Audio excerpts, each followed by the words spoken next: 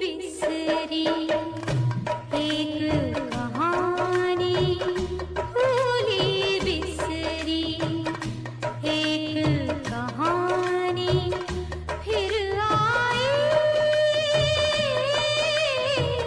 फिर आई एक याद पुरानी, भूली बिसरी एक कहानी फिर आई, एक याद पुरानी, भूली बिसरी।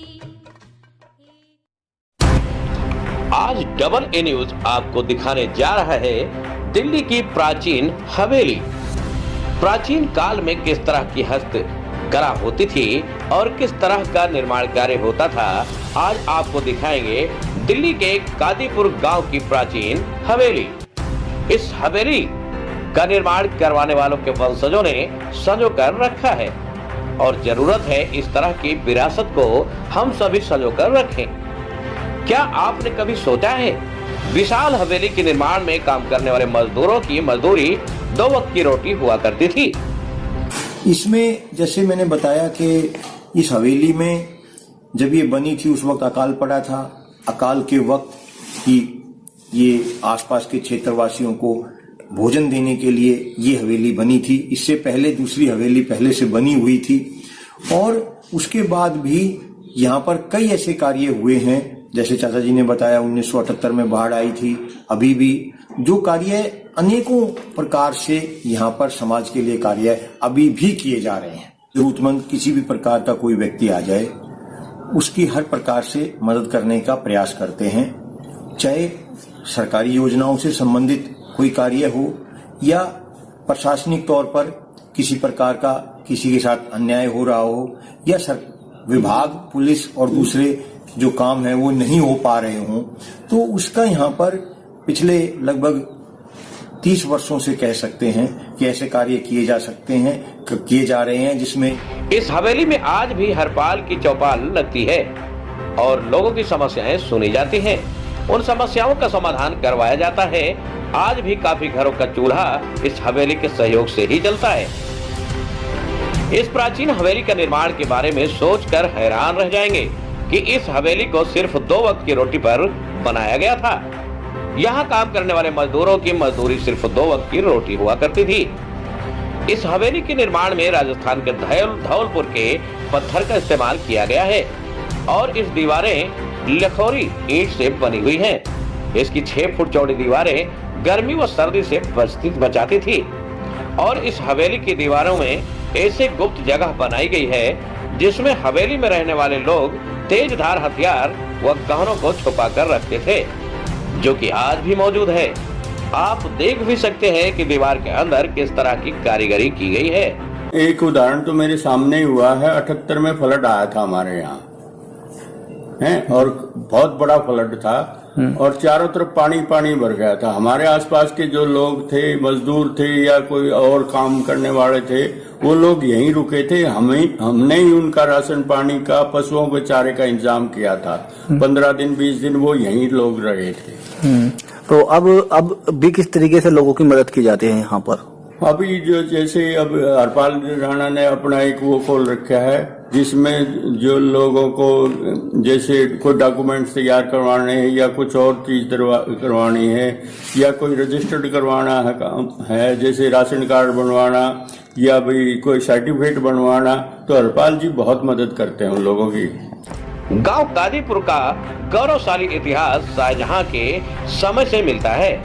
हम पिछले लगभग 200 वर्ष की बात करें तो गांव के चौधरी टेकचंद और चौधरी भीम सिंह जी ने आर्य समाज स्थापित करवाने में महत्वपूर्ण भूमिका निभाई और सामाजिक क्षेत्र में अनेकों कुरीतियों को दूर करने का, समाज के बेहतर भविष्य उत्थान के लिए अनेकों ऐतिहासिक प्रयास किए।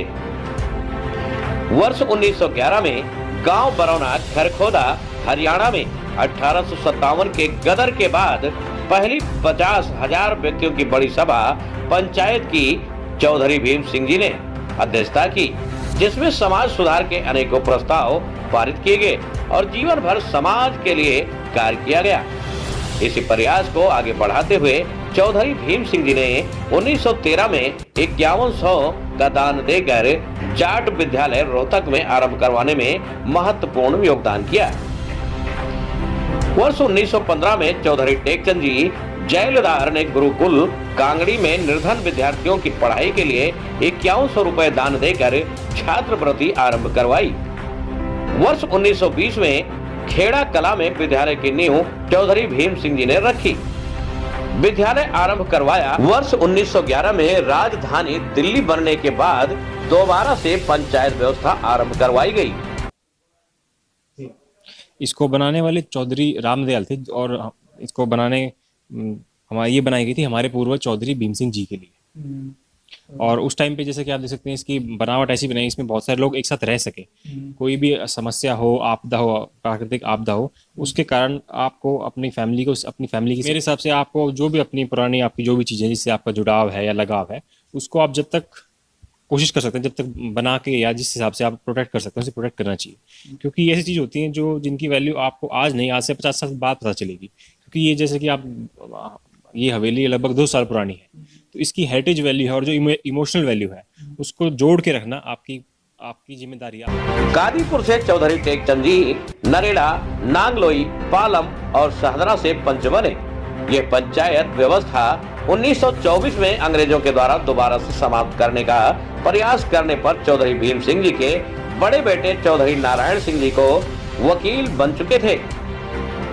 उन्होंने अंग्रेजों के साथ निर्वाचित पंचायत व्यवस्था लगातार जारी रखने का एक लिखित में समझौता किया।